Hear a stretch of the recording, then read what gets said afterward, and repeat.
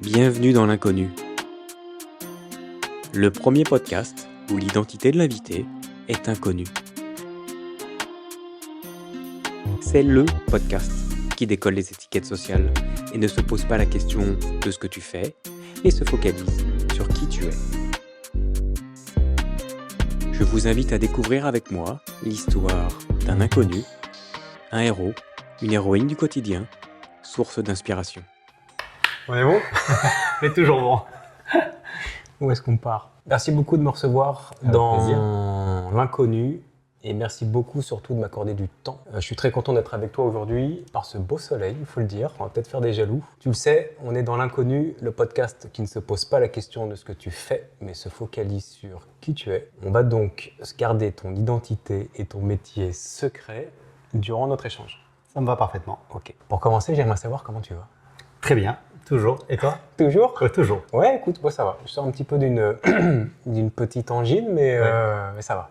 Toujours bien. Toujours bien. Ah putain, c'est beau ça. Moi, je pars du principe que c'est un état d'esprit, tu vois, Ok. d'aller bien. Donc, on positive quand ça va pas et on profite quand ça va bien. Ok. Est-ce que tu peux nous dire où nous sommes?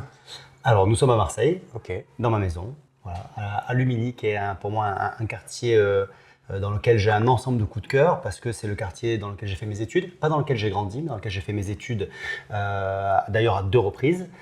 Et c'est également le quartier dans lequel j'ai rencontré mon épouse actuelle. Ok. Donc, Un retour aux sources. retour aux sources. Ah, ok, c'est ça. chouette. Et pas très loin de Cassis et de la Et Gineste. tout près de Cassis de la Gineste, donc un magnifique Beau quartier, Marseille. quoi. Je te propose de passer au hasard de la discussion.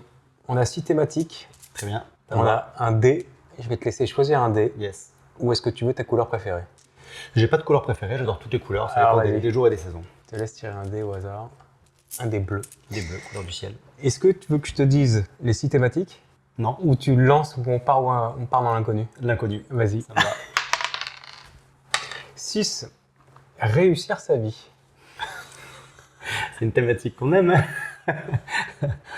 Est-ce que tu as un équilibre particulier dans ton schéma de réussite? Alors, en tout cas, je pense que la réussite ne peut être que équilibre. Ok. Au moins sur son point d'arrivée. En tout cas, je pense que la réussite, c'est un peu comme une balade en snowboard, puisqu'on est en période d'hiver. C'est-à-dire que parfois, pour pouvoir aller chercher de la performance, il faut perdre l'équilibre. Ok.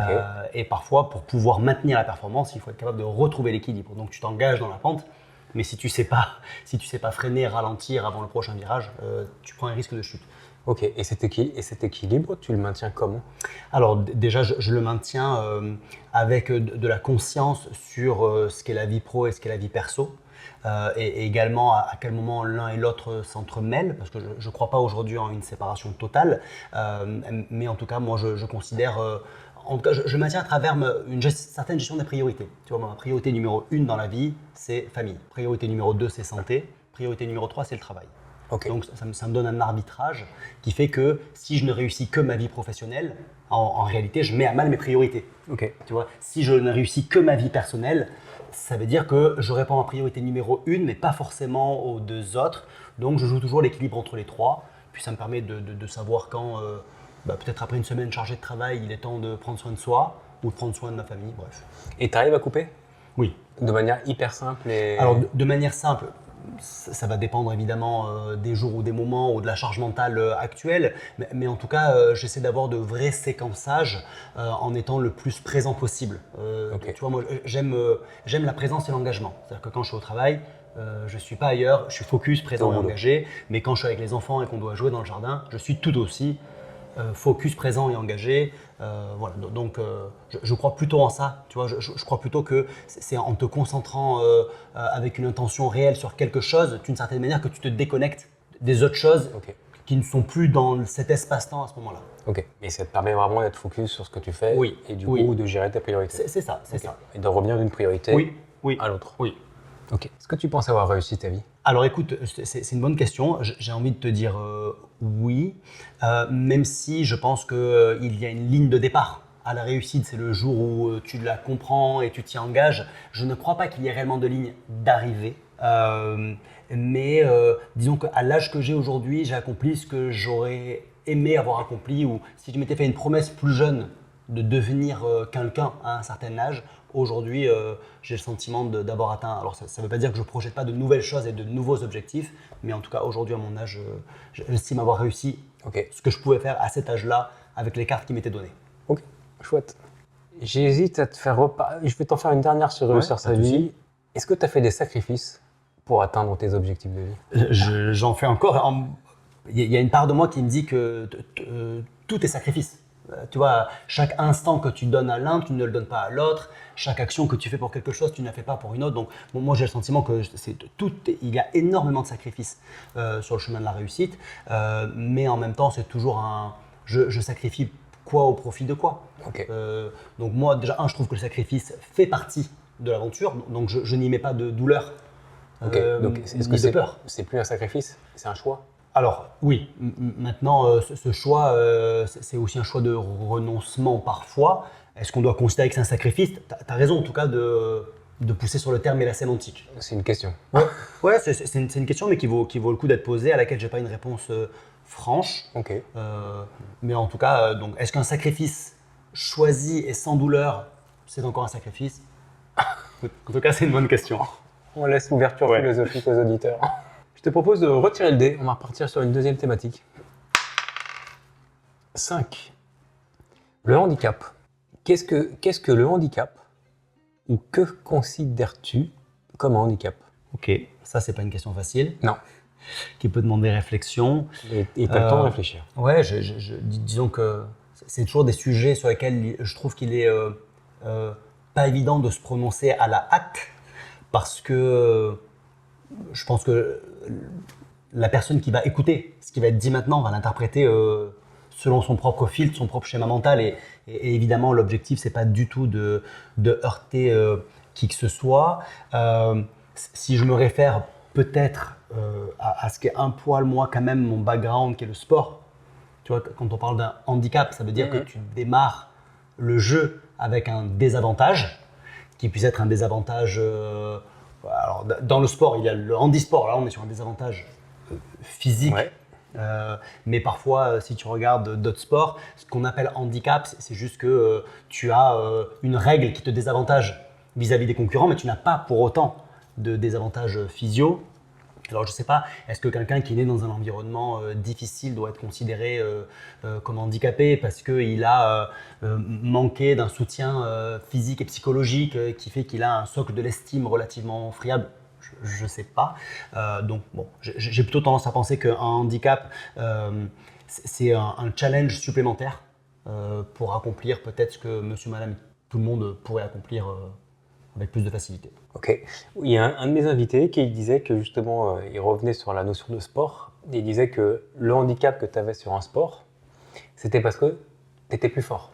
Ok. Et que du coup, on te mettait un handicap, que ce soit un handicap au golf ou un handicap sur la partie équestre. C'était comme tu partais avec plus de force, on te mettait un handicap justement pour avoir le même niveau. En tout cas, c'est et toi, d'avoir ce côté inversé, de ne pas voir le handicap comme quelque chose, on va dire, entre guillemets, négatif, mais de se dire, ok, en fait, il est trop fort, on lui met un handicap.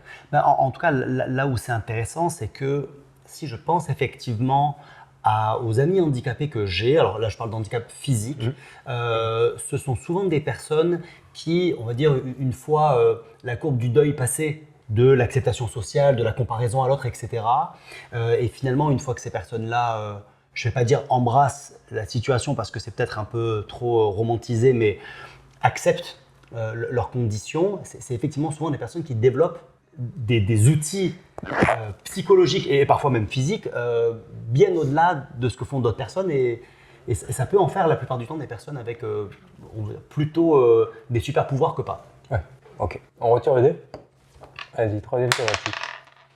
5 à nouveau. Non, tu vas retirer le dé encore. 1. L'amour. Oui. Qu'est-ce qui te fait... Quel beau sujet. On va voir si tu dis ça après les questions. Qu'est-ce qui te fait le sentir le plus aimé dans une relation ou dans ta relation? Moi aujourd'hui, c'est quand mes enfants mettent leurs mains sur mon visage. Ok. C'est le moment en particulier où je me dis, ok, là je me sens aimé. Ok. Ce contact physique de la part de tes enfants. Ouais, parce que tu vois, aujourd'hui ils ont 10 et 12 ans et quand ils placent leurs mains sur le visage, je les revois à la naissance. tu vois, en train de téter le biberon et faire la même chose. Ok. Tu vois Ok. Donc on est encore sur ce geste très à la fois animal. Ah, la fameuse La machine. fameuse, on savait qu'elle se déclenchait. Ouais, ça fait au moins 3 épisodes qu'il y a une machine à café. Changez de machine à café, C'est ça. s'il vous plaît, chers C'est ça. inconnus. Prenez des machines à café moins bruyantes. ça nous arrangerait. On va la laisser finir, Ouais, puis celle-là, elle est bruyante. comme on l'a fait. Parfait, vas-y. Voilà, donc je te disais, tu vois, où j'ai le sentiment qu'on passe de ce côté où le bébé, c'est un amour un peu animal, tu vois, il t'aime parce que tu le nourris d'une certaine manière et parce que tu le protèges, à un amour qui se confirme dans le temps, finalement, d'un enfant qui grandit, avec un cadre de référence différent, mais finalement qui te renvoie cette même image de « je suis bien près de toi ». Et bon, en tout cas, c'est les moments où moi, je le ressens de la manière la plus forte ou la plus évidente. Ok. Et dans ta relation avec ta moitié De couple, ouais. De couple, ouais. Ouais. Écoute, nous, ça fait 23 ans qu'on est ensemble. Donc, j'ai 44 ans pour l'instant, 45 à la fin de l'année. Donc, comment te dire, j'ai vécu plus de temps de vie avec elle que sans elle. Bon, tu sais comment est la vie de couple, surtout après 23 ans, avec 2 enfants qui sont en relativement bas âge, avec la folie de la vie professionnelle, où bien que nous, on s'offre énormément de moments de partage ensemble, en famille plus souvent à 4 qu'à 2, même si ça nous arrive quand même régulièrement. Mais il y a des moments qui ne sont pas forcément les moments où je m'y attends le plus, mais où elle va me regarder d'une certaine manière. Tu vois? Okay. Et là, je sais qu'à ce moment-là, là, je me sens aimé à ce moment-là spécifiquement. Okay. Tu vois, il y a des moments de caresse, de tendresse dans le lit, pas de dessin sur ça évidemment, mais donc on est plus sur le visuel, quelque chose qui te rappelle à quelque chose. Oui, c'est ça. C'est le moment où tu dis rien, mais tu vois qu'à un moment donné, je sais pas, tu es à table, il y a un groupe d'amis, tu discutes et puis tu tournes la tête et là tu la vois te regarder et tu sais que ce regard-là, c'est pas le même que celui de 10 minutes avant et de 10 minutes après. Voilà, c'est un regard particulier de tendresse. Il y a une connivence qui se fait. Oui. Okay. Merci pour ce partage. Avec plaisir. Je te propose de partir sur la prochaine étape qui est question d'un inconnu. Oui. Chaque inconnu pose une question à un autre inconnu. Okay. Je vais donc te poser la question du dernier inconnu avec qui j'ai échangé et passé du temps. Très bien. Alors je tiens à te prévenir en avance, parce que j'ai dit que je le ferais. Je vais te poser la question en l'état. Ouais. Je te fais une explication de texte Très derrière. Très bien. Très bien. Qu'est-ce que tu ferais si tu étais moins con? Question du dernier inconnu. Ouais, Est-ce que tu as besoin d'une explication de texte ou pas? Par rapport à cette question qui a une petite histoire. Alors en tout cas, s'il a une histoire, l'histoire me rend curieux. Ok. Donc pourquoi pas connaître l'histoire, même si on pourrait toujours fournir une réponse déjà. Alors du coup, je veux comme te faire l'histoire. Allez. Non, en fait, notre dernier invité nous a dit qu'on était tous le con de quelqu'un et qu'à un moment, en fait, on était tous cons. Et lui partit du principe qu'on est tous à un moment cons et qu'on peut se dire, putain, mais si j'étais moins con, qu'est-ce que je ferais, quoi? Là, à un endroit précis, dans une situation précise. Donc je te repose la question, qu'est-ce que tu ferais si tu étais moins con? Alors déjà, je ne suis pas sûr à 100% de partager sa croyance qu'on est tous le con de quelqu'un dans une circonstance. Ceci étant, je conçois évidemment que tout le monde n'a pas un niveau d'affection fou pour tout le monde et qu'on peut avoir des différences de personnalité, etc. Et je te coupe, pardon, et c'est aussi surtout par rapport à soi, là. Ouais. Toi, de se dire, putain, mais là, en situation, j'ai été con, mais qu'est-ce que je ferais si j'étais moins con, quoi? Ouais. En fait, ce qui m'embête avec con, c'est que c'est un élément de personnalité. Tu vois, je crois pas être con. Par contre, évidemment, j'ai des maladresses fréquentes. Tu vois. Donc, peut-être que parfois, si j'avais été moins maladroit, j'aurais été plus transparent. Peut-être que si j'avais été moins maladroit, j'aurais peut-être plus pensé à l'autre qu'à moi. C'est intéressant. Lui, justement, insistait sur la partie con, parce qu'il disait au moins comme ça, là, ça te met une claque. On va dire c'est moins bête ou moins. Il a raison. Il a raison. Après, c'est vrai que moi, je préfère les encouragements aux claques. Tu vois, je préfère qu'on juge les actions plutôt que les gens. C'est ce qui fait que je m'éloigne du vocabulaire con et je préfère aller vers. Donc, tu sais quoi, je vais te le reposer. Qu'est-ce que tu ferais si tu étais moins maladroit? Écoute, si j'étais moins maladroit, je serais un peu plus vigilant sur l'impact de mes mots ou de mes actions sur l'autre. Ok. Tu as un exemple? Non, mais alors en tout cas, tu vois, j'en ai un qui est hyper frais. Puisqu'il est de ce matin. Et puis dans un contexte que toi et moi on partage, je ne sais pas si on peut Oui, oui. Ouais, mais bon, donc toi et moi on fait du sport ensemble, Ouais. du CrossFit en l'occurrence. Et tu vois, ce matin, donc donc pendant le WOD de CrossFit, je suis à côté d'un autre gars qui s'appelle Nico. Et je me souviens que il y a quelques années en arrière, moi je suis plutôt de nature extravertie et lui plutôt de nature introvertie. Et je me souviens il y a quelques années en arrière, arriver dans les WOD avec une énergie que moi je considère comme positive parce qu'elle correspond à ma personnalité, celle d'un extraverti, donc à faire des blagues, mettre des tapes sur les épaules, finalement prendre de la place, tu vois, vouloir blaguer pendant le WOD, faire du bruit, discuter avec les copains, et je revois ce garçon mal à l'aise d'une certaine manière par moi et mon état d'être à ce moment-là. Et du coup, je me retrouve à WOD avec lui ce matin et à me dire, tu vois, à essayer d'avoir un comportement plus ajusté sur sa personnalité à lui, c'est-à-dire en ayant le sentiment que mon espace de liberté empiète un peu moins sur le sien. Après tout, on est dans un moment collectif. Et il y a cette part de moi qui me dit, mince, je pense que j'ai perdu sa confiance ou j'ai loupé l'opportunité de sa considération parce que j'ai pris trop d'espace sur le sien. Tu vois, j'ai trop empiété son espace vital en considérant que mon envie de l'instant, mon énergie, ma volonté de plaisir et me donner d'une certaine manière, pas tous les droits, mais… Ouais, je vois ce que tu veux dire.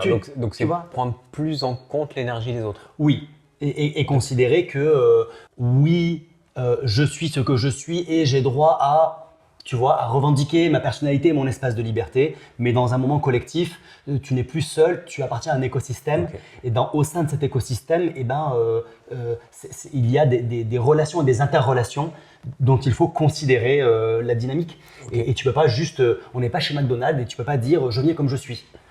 Effectivement, tu viens comme tu es, mais potentiellement, ton monde va être frontalier avec celui d'un autre. Donc, est-ce qu'au sein de ton pays, tu fais ce que tu veux sous prétexte parce que tu te sens bien et sans considérer ce qui se passe dans le pays voisin? Eh ben, je suis pas sûr. Donc, en tout cas, si j'étais moins maladroit ou moins con, mais tu vois, j'essaye aujourd'hui d'être plus vigilant sur ces choses-là. Okay. Mais j'aurais évité quelques fois je pense en tout cas de décevoir certaines personnes. Ok. Vous l'avez fini le WOD? On a fini le WOD, évidemment. Alors, c'était pas un WOD en binôme, hein. C'était pas un WOD en binôme, okay. mais on était placés physiquement l'un à côté de l'autre. Donc, okay. Le fait malgré tout d'échanger avec lui, de le regarder s'entraîner, tu vois, et de me dire, ça crée une connivence. Ouais, et puis de me dire comment je me positionne finalement. Est-ce que je redeviens la personne que j'étais avant et je ramène la même énergie qui ne fonctionnait pas avec lui à l'époque? Ou est-ce que je m'adapte et j'essaie de créer quelque chose de nouveau? Exactement. Ou est-ce que j'essaie de donner une nouvelle opportunité à cette relation? Est-ce que peut-être je lui montre à lui que j'ai aussi évolué de mon côté? Bref, est-ce que je lui donne finalement plus de place pour plus de confort? Ça a fonctionné? Écoute, en tout cas, on a échangé plus que ce qu'on a fait par le passé. Donc, est-ce que ça fonctionne à court terme? La réponse est oui. Donc, ce matin, tu as été moins maladroit? J'espère. J'espère. Bon, super, on passe à la phase suivante que j'ai inversée avec celle-là, mais c'est pas grave. Hein. On passe au texte à trous. Oui. Je commence les phrases, tu les termines. Très bien. Ça me va. Ce qui est génial, c'est que tu es toujours partant. Toujours moi. Je vais commencer par ma plus grande source d'inspiration. Mes enfants. Tu veux que j'élabore?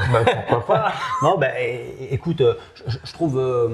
en fait, il y a plusieurs choses qui me surprennent toujours chez les enfants. La première, c'est que j'ai le sentiment, moi, qu'ils naissent avec de l'or dans le cœur, dans la tête, dans plein de choses, et d'une certaine manière, c'est le monde environnant, les expériences de vie qui va finir par un peu les brider ou les empêcher, tu vois, d'avoir une forme de… Leur mettre des œillères. Ouais, d'une certaine manière. Donc, je trouve que les enfants nous donnent des leçons absolument incroyables. Enfin, tu regardes un enfant qui apprend à marcher, et en fait, il te donne des leçons de résilience, de courage, de discipline, tu vois, bref, d'acceptation de l'échec, etc. Donc, je les trouve très surprenants pour ça. Et la deuxième raison pour laquelle ils sont inspirants, c'est que parce qu'ils ont cette forme de transparence et d'honnêteté, ils ne te laissent pas mentir sur qui tu es. Tu vois, je trouve qu'ils ont un vrai effet miroir où à un moment donné, si tu te loupes, si tu manques d'honnêteté, de transparence ou d'exemplarité, ils te le renvoient tellement immédiatement. C'est que, tu vois, donc ils inspirent, je trouve, d'une certaine manière par leurs actions, mais aussi parce qu'ils te ramènent à comment toi tu dois évoluer, devenir, progresser, bref. Et ça, je trouve ça intéressant. Ok. Pour me développer, je reste conscient. Je reste conscient, c'est-à-dire que j'essaye je vais pas dire d'analyser parce que ça ne doit pas non plus devenir un frein à une forme de légèreté ou de naturel, mais voilà, j'essaie d'avancer sur le chemin de la vie quand même aware, comme on dirait, Ouais. ou en tout cas, tu vois, ouvert et en conscience de ce que je ressens, ce que je fais, ce que les autres autour de moi peuvent me renvoyer aussi comme image. Donc, en tout cas, j'essaie de considérer la vie comme un manuel un petit peu de développement personnel. Et ça, cette conscience, c'est inné ou c'est de l'acquis? Enfin, toi, est-ce que c'est comment tu arrives à arriver de plus en plus en Écoute, conscience? c'est une bonne remarque. Je pense que c'est un mix entre les deux. En tout cas, j'ai toujours eu l'impression très jeune de me poser beaucoup de questions sur moi, qui je suis, ma relation aux autres, ce que je fais de bien, ce que je fais de mal, etc. Et puis l'auto-questionnement ou ce qu'on appelle le self-talk, la manière dont je me parle à moi-même, c'est déjà élever son niveau de conscience. Et je pense que j'ai des parents qui sont plutôt incroyables aussi sur ça. Et du coup, ça m'a quand même donné une ligne directrice. Ok. Donc je pense que c'est un mix entre, tu vois, un peu un tempérament inné, mais qui derrière s'est aiguisé au fur et à mesure du temps. Ok. Et est-ce Ce que qui n'a pas empêché, comme on se l'a dit précédemment, d'être maladroit. oui, oui, aussi, mais c'est un travail de Donc, tous les jours. exactement. En fait. Et en fait, moi, Et sans fin. Ouais, et ce qui m'intéresse, et sans fin, et continuel en fait.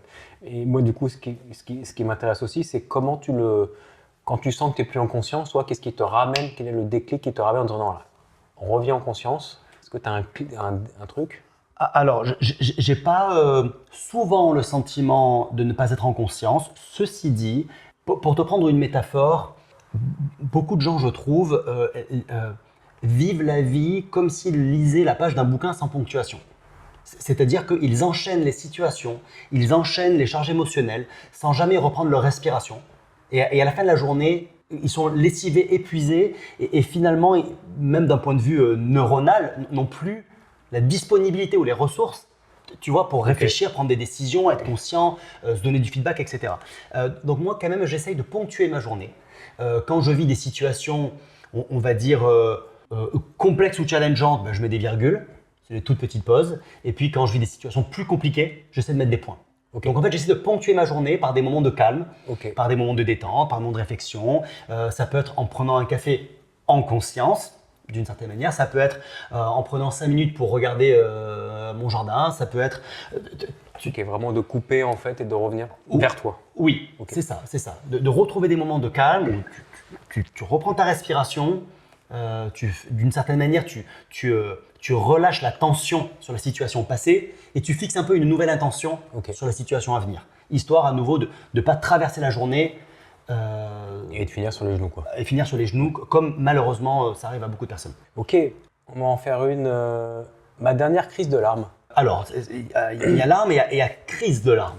Alors, La dernière fois qu'émotionnellement, tu vois, t'as. Ouais, alors écoute, c'était il n'y a pas si longtemps que ça, à vrai dire, c'était la semaine dernière où on m'a demandé de faire une conférence pour un groupe de femmes entrepreneuses. Donc, où j'ai voulu faire passer un message à des personnes qui étaient en proie au doute sur de la confiance ou de l'estime, et j'ai communiqué auprès de ces personnes ma vision des choses sur ce sujet, et d'une certaine manière, en leur parlant à elles, j'ai eu le sentiment de me parler aussi à moi, et le message que je voulais leur faire passer en réalité m'a aussi touché à moi. Effet miroir. Ouais, c'est ça, c'est ça. Il y a eu une contagion émotionnelle qui s'est mise en place. Ok, merci pour ton partage. Avec plaisir. On passe au prochain sujet qui est Yes. le non-sujet. Ouais. Quel est pour toi un ou le non-sujet? Un sujet qui t'énerve quand il arrive dans la discussion. Alors tu sais, moi j'aime les discussions et j'aime les sujets. Donc pour moi, il n'y a pas vraiment de non-sujet. Tout peut être ouvert à discussion, Ok. les points d'accord et les points de désaccord. En tout cas, pour moi, ce qui est un non-sujet, c'est que on a besoin de plus d'amour pour obtenir la paix. Ok. Donc le non-sujet, ce serait les Il faut- conflits. Non, Attends. plutôt le non-sujet, ça serait pas besoin de discuter de l'importance de plus s'aimer, Ok. tu vois, ou de plus se respecter, de plus se soutenir, en tout cas, ou la solidarité. La solidarité, pour moi, c'est un non-sujet. Ok. C'est de facto, quoi. Ouais, oui. Ça devrait être Bah, obligatoire. en tout cas, si on regarde notre propre histoire en tant qu'espèce biologique, c'est inscrit dans notre histoire. C'est que sans la solidarité, nous n'aurions jamais été une Passer les espèce âges. qui colonise les continents. Enfin, tu vois, on n'est pas biologiquement des espèces fortes, hein, on est plutôt des espèces faibles. Hein. On n'a pas les attributs du lion, on n'a pas les attributs de l'ours ni du loup physiologiques. Ouais. Et comme la plupart des espèces faibles, c'est la solidarité, c'est l'équipe et la communauté qui nous permet de survivre. Ok. Et je trouve que parfois, on a gagné tellement de confort, génération après génération, qu'on oublie finalement que c'est un peu grâce à l'autre qu'on est là. Et du coup, on s'autorise à un peu d'égoïsme ou d'égocentrisme qui est pour le coup, pour moi, pas un facteur clé ni de survie ni de succès. Ok. Avant de partir, s'il te reste quelques jours, quelques mois avant de mourir, qu'est-ce que tu ne souhaites pas regretter? Qu'est-ce que tu aimerais faire? Alors, en tout cas, ce que je ne voudrais pas regretter, c'est de ne pas avoir passé suffisamment de temps avec les gens que j'aime. Ok. Et si je devais faire quelque chose, je m'enfermerais dans une pièce avec les gens que j'aime. Avec eux. Ouais, Ok. sans hésiter. Pour partager du temps avec eux. Partager du temps avec eux, voilà. Les derniers rires, les dernières larmes, les derniers mots, les derniers espoirs, bref. Voilà. Ok. On passe au partage de vie. Ouais. On va rejouer. Yes. Ce que je te propose, si tu tombes sur un nombre pair, ce serait de nous partager la leçon de vie que tu aimerais partager avec les auditeurs. Ok. Si tu tombes sur un nombre impair, ce serait de nous partager le moment le plus douloureux que tu aies traversé, mais surtout de nous donner les ressources que tu as utilisées pour t'en sortir. Ok. L'objectif un petit peu de ce partage de vie, c'est de pouvoir donner je vais y arriver, j'ai trouvé mes mots, j'allais le sortir en anglais, mais on va le sortir en français, des inputs, non. Ouais, Des leçons en fait, pour que les gens se disent, ah ok, là du coup je vais pouvoir le prendre et je vais pouvoir le réutiliser moi dans ma vie, toi, et le recommuniquer derrière. Ok. Est-ce que c'est ok pour toi? Ouais. Ouais? Oui. Je te sans réfléchir là, Oui. je te sens, t'es juré. Je réfléchis effectivement. Tiens, le dé. 6. Et il n'y a personne qui me fait un impair, quoi. Tout le monde me fait des paires depuis que j'ai mis ça en place. On va essayer de faire un impair. Non, très bien, paire. La leçon de vie que tu aimerais partager. Alors écoute, j'ai le sentiment qu'il y a plein de leçons de vie qu'on pourrait partager. Pas des leçons de vie que moi spécifiquement je donne aux gens, mais qui me semblent intéressantes à partager. En tout cas, celle par rapport à ton parcours et par rapport à ce que tu as vécu, ce que tu vis. Oui, alors si j'avais une leçon de vie à partager et qui est basée sur ma citation préférée de cette année, Ok. c'est que le passé est un lieu de référence, mais pas un lieu de résidence. Ok. Dans le sens où la vie, c'est un pas devant l'autre. Parfois, si on reste bloqué dans un espace-temps dans lequel on ne peut plus jouer, on s'empêche de trouver des solutions, des opportunités dans l'espace-temps présent ou celui à venir. Ça ne veut pas dire qu'il faut fermer les yeux sur ce qui s'est passé, mais en tout cas, en tirer les leçons, mais finalement continuer à avancer en se donnant de l'optimisme et la possibilité de croire en un avenir meilleur. Ok, joli. Merci de ce partage. Avec plaisir. On passe à la question à un inconnu. Ça va être à ton tour de poser la question à un inconnu. Et je vais chercher mon stylo parce que bien évidemment, on part tous dans l'inconnu, moi aussi. Donc ça va être à ton tour de poser une question à un inconnu. Laquelle aimerais-tu poser? Quel est ton super pouvoir? Très bien. Écoute, elle sera posée. Alors juste pour info, j'en avais une qui était sur l'invité numéro 10. Si tu étais un super-héros, quel serait ton pouvoir? Bon. Mais c'est très bien, je prends.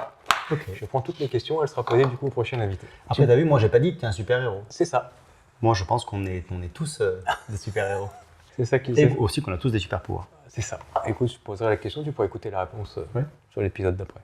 On passe au titre de l'épisode. Ouais. Est-ce que tu peux me donner 2 à 4 mots, 5 mots sur ce que tu viens de me raconter, sur ce qu'on vient de vivre pour le titre de notre épisode? Ok. Partage. Il te faut des mots comme ça. Là, c'est toi qui inventes. Ok. Partage, ensemble, optimisme, vision de la vie. Alors, je vais essayer de faire tout rentrer. Ça, je te promets rien.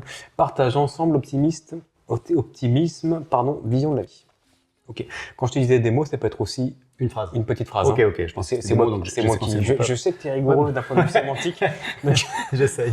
Typiquement, il y a, si je te donne 2 têtes, il y a au soleil, ni maître ni esclave. Okay, alors je t'aurais dit ensemble, c'est mieux. Ensemble, c'est mieux. Eh bien, écoute, très bien. C'est noté. Ce sera le titre de notre épisode. Très bien. On passe à la dernière question. Et la dernière question de cet épisode est de répondre à la plus grande inconnue de celui-ci. Ok. Qui es-tu? Okay, donc là, il te faut la réponse. Il me faut ta réponse.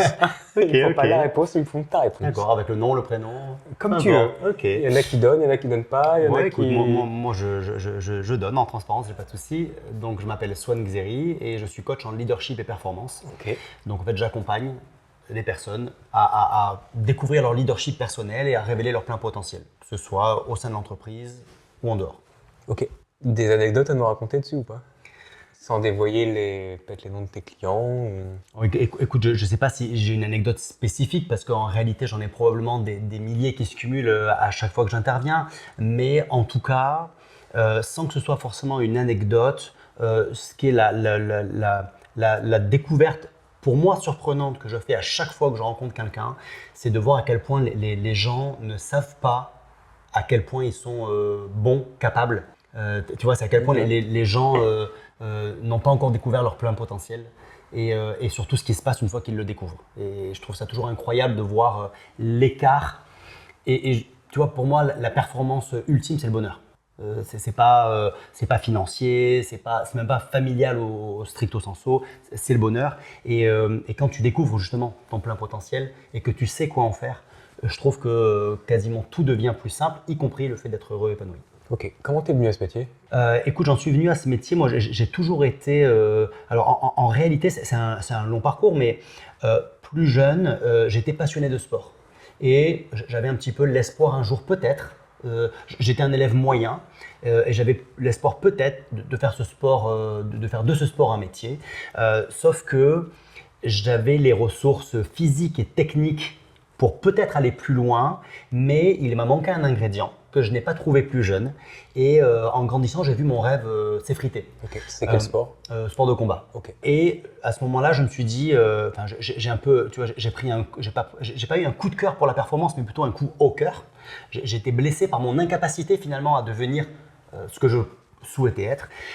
Et du coup, je suis allé à la fac de sport pour suivre une filière qui s'appelle recherche et entraînement, qui est une filière sur l'amélioration des performances. C'est une filière sur la recherche sur l'amélioration des performances sportives, où on étudie notamment l'impact du matériel, du physiologique, mais aussi du psychologique sur la performance. Et moi, je me suis rendu compte que ce qui m'avait manqué à l'époque, c'était un mental adapté à mon sport et au niveau de performance que je souhaitais obtenir. Okay. Et donc, je me suis passionné de neurosciences, de développement personnel, de mindset.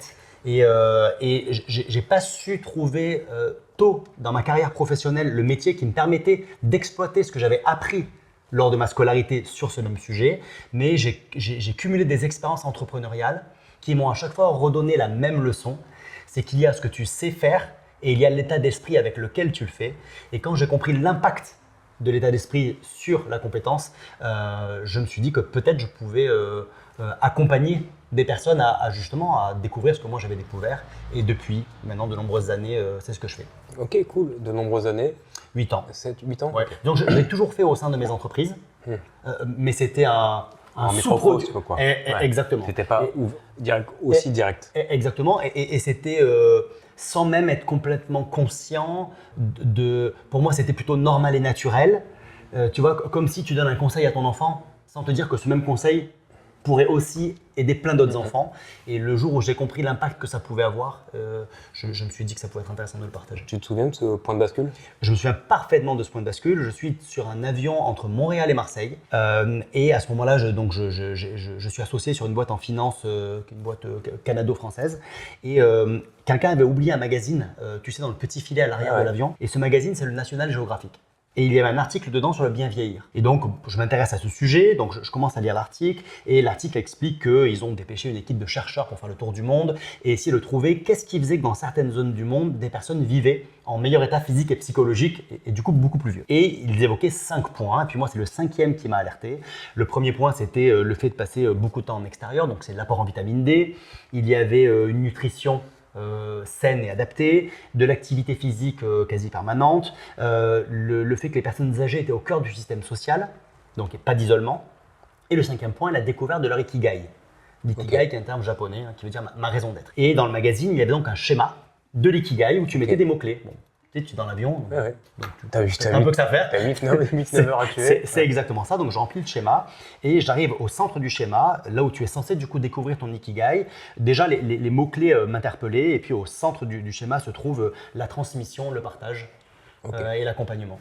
Et là, je me dis, mais effectivement, ce qui m'a toujours le plus plu motivé et là où je me suis toujours senti avoir le plus d'impact dans mes propres entreprises, c'était quand je transmettais, je partageais, j'accompagnais.